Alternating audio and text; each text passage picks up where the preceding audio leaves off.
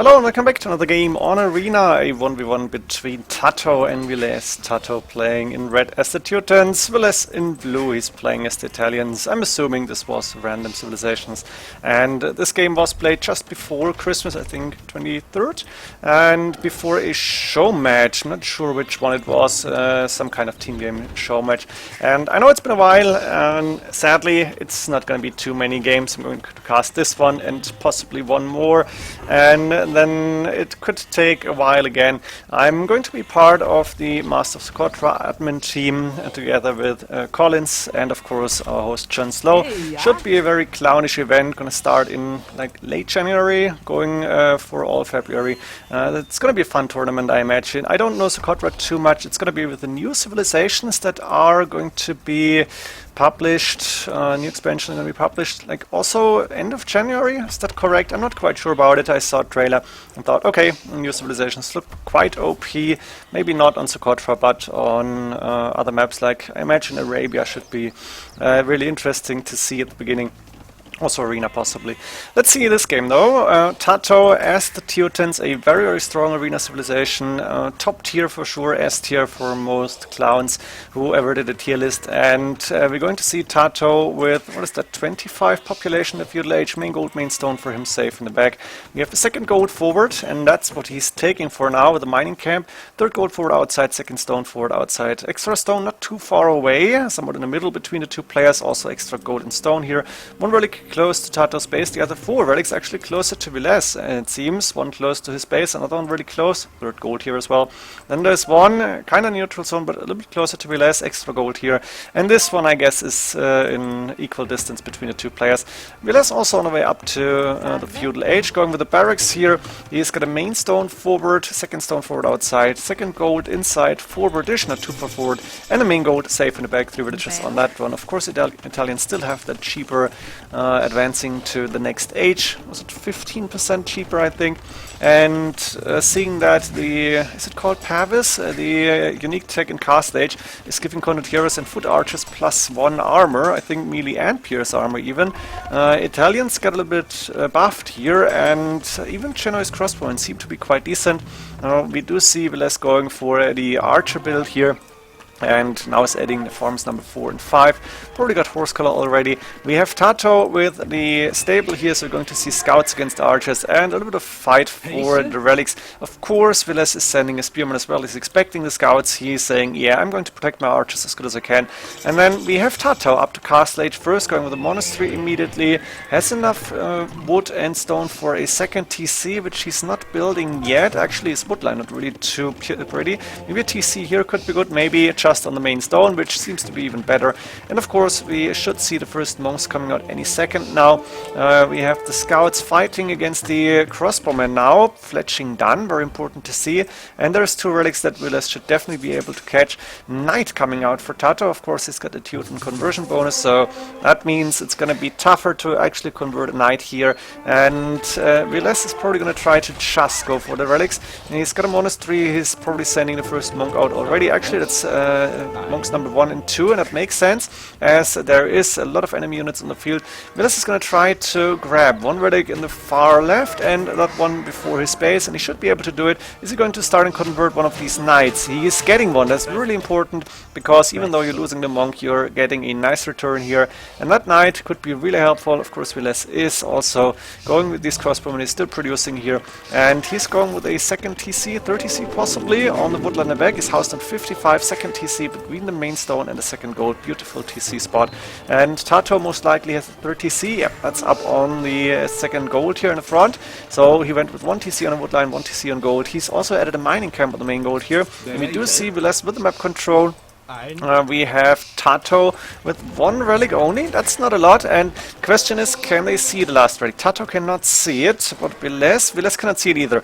So we're gonna see 3 against 1 relics for Villese here. He's moving forward. Looks like he's going to be aggressive early on. As he's got the map control, he's gonna try to do some damage. Knights coming in, but those crossbowmen with only fletching, but they have fletching, should be good enough. Also, of course, there is the protection by the monks and the knight in the back. So these crossbowmen are actually quite safe as long long as TaToH is not adding in a siege workshop and mangonels, I think he will be fine here, Villese. Villese, on the other side, is on 60 villagers roughly, and with the 3 TCs up and running, he's got a lot of gold in the bank. He's sent villagers to stone now. He has a quite imbalanced economy, it feels. He was on gold for a while, of course, to be able to produce crossbowmen. Now he stopped the production, or he didn't. This is a really interesting build because it reminds me a little bit of Fëanor and Melkor, who always love to go with a lot of castle age military units. But the same applies for TaToH. He is adding in a lot of knights, and nobody wants to go to Imperial Age fast. And I think it's going to be really interesting to see the transition from castle to Imperial Age. Villese is the first to click up. He's got the cheaper upgrades. He may have bought some food, or maybe just got some some TC idle time to get that food in. Of course, we're going to see a fight here between knights, monks, crossbowmen, and TaToH is actually not going back. He's daring to go in, and crossbowmen should be garrisoned into the TC, but there's a lot of villagers. That's not a good fight for TaToH, but he had to take it as he went in. Maybe he should have just stayed outside. It was maybe not a perfect fight here. And as Villese is on the way up to Imperial Age 70% there, and is still producing from these archery ranges, he's going to have quite a lot of military units. Enough stone for a castle, which he's placing right in front of his second TC here on that golden stone. And Arbalest is going to be up there any second. We're going to see TaToH struggle a little bit. Those knights are fully upgraded. 2+3, very important to see the bonus here. But it's melee armor, so 4 pierce armor, 120 HP obviously. And Arbalest and Brace are coming up. That means mangonels are not going to be as strong. And TaToH, on the way up to Imperial Age, has to go back here. Is trying to get a shot, but not even the monk is dying. That was an okayish try, but that siege workshop got converted, as well as also got for redemption, or went for redemption. And Villese is moving forward here. He's got that castle up. That means we're going to see trebuchets, possibly bombard cannons as well, and gunpowder units are cheaper as far as I remember. Castle coming up in the middle, a battering ram to move forward, and looks like TaToH went for a market because he just didn't have one, and had a villager around. Also got 2 houses on the right hand side, but it doesn't really matter. There's villagers not able to take more stone here, so they're moving outside. Village should be able to catch them. And TaToH is quite behind. He's got a decent amount of resources in the bank. He may want to go for onagers immediately. That's indeed the case.